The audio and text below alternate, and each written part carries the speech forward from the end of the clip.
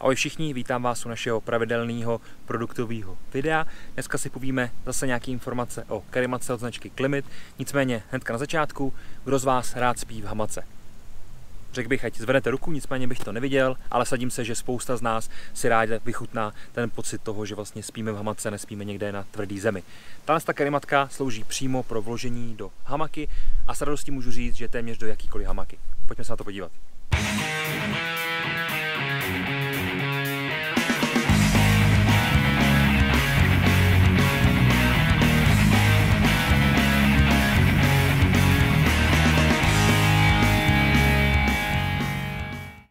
Vítám vás zpátky, jak jsem říkal, karimatka od značky Klimit. Klimit sám o sobě, skvělá značka, skvělý výrobce. Vlastně ty lidi se sami zajímají o to, aby ty karimatky byly co nejlepší. Sami chodí do přírody, sami na nich spí, sami tráví čas ve venku vlastně pod širým nebem, aby zjistili, jestli ty karimatky jsou opravdu tak dobrý, jak oni říkají. Což je paráda, zároveň Klimit strávil spoustu času, investoval spoustu peněz na vývoj vlastně tvaru těch karimatek a celého toho rozvodu toho vzduchu, tak aby se nám leželo co nejlíp. Tomu systému se říká body mapping, jakoby mapování lidského těla. Krásně zjistili, kde má člověk jaký opěrný body, kde potřebuje víc a méně vzduchu a právě tak tyhle karimatky fungují. Jak jsem říkal, karimatka hamok Včko právě kvůli tomu tvaru ty karimatky, který vidíme, až si tu karimatku vlastně nafoukneme, hamok, protože slouží do hamaky. Teď se pojďme přesunout zpátky za stůl a řekneme si nějaký další informace. Začněme rozměrama materiálem, pak si karimatku nafoukneme, řekneme si vlastně, jaký má křídla, kde má ty zóny, které zabraňují tomu, aby vyklouzla z té hamaky ven, a pak si ukážeme, jak se na takový karimatce leží. Bohužel sebou dneska nemám hamaku, takže vám neukážu, jak to vypadá potom v té hamace samotný, nicméně se nebojte, určitě takový video udělám, protože si myslím, že by to byla velká škoda. Takže pojďme se podívat na tu karimatku. Nejdůležitější jsou určitě rozměry. V tomhle případě má karimatka 188 x 119 cm, vlastně v tom nejširším místě, krát 7,6 cm, což je vlastně ta šířka. Ve zbaleném stavu potom má 10 x 20 cm. Hnedka vedle sebe mám litrovou flašku od společnosti Nalgene, aby jsme se mohli podívat, jak ta karimatka je vlastně zhruba velká.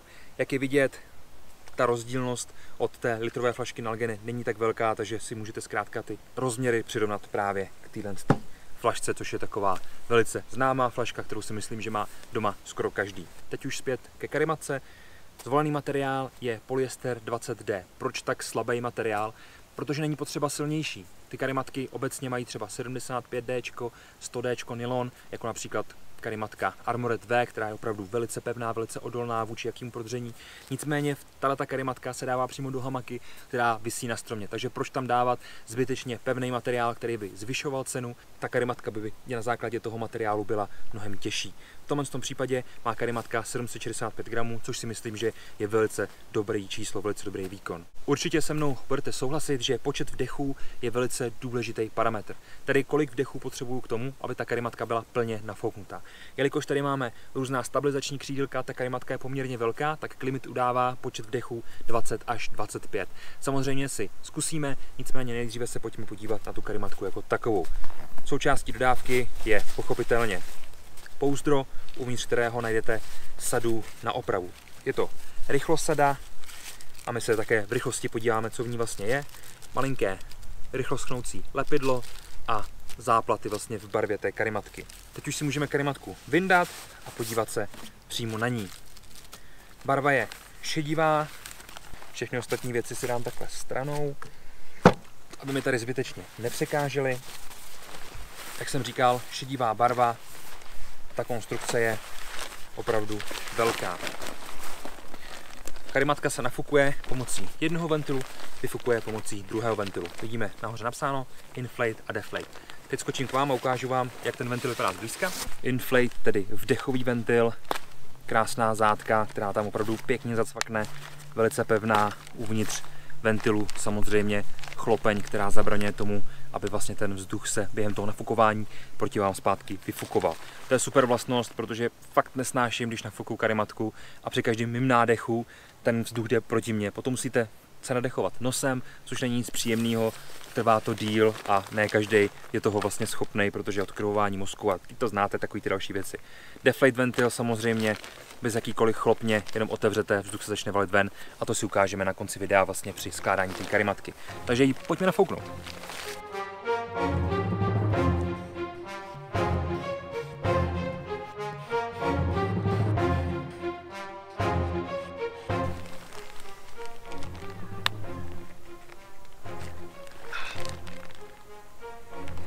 Určitě je fajn si nejdřív zapnout ten deflate ventil, takže znova.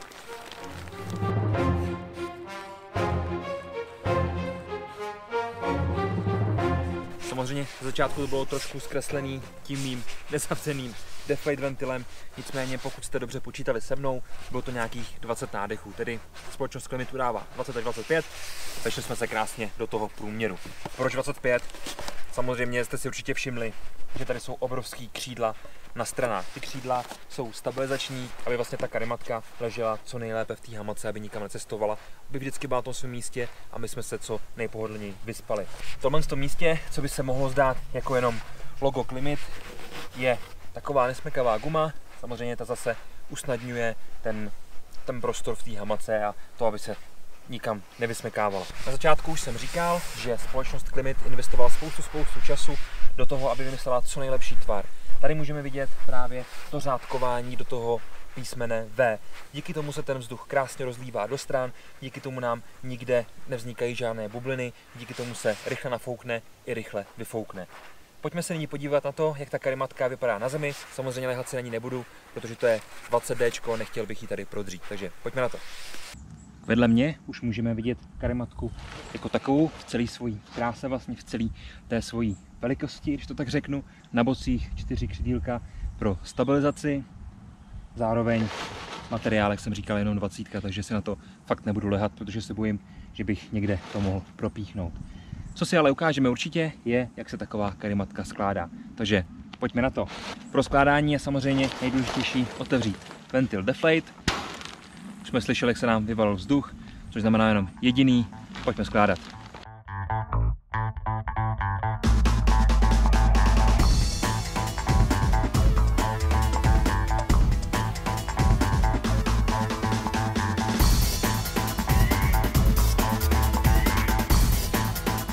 Deflate si zavřeme, aby jsme pro příště nemuseli myslet na to, že má být zavřený a karimatka je v tuto chvíli celá složená.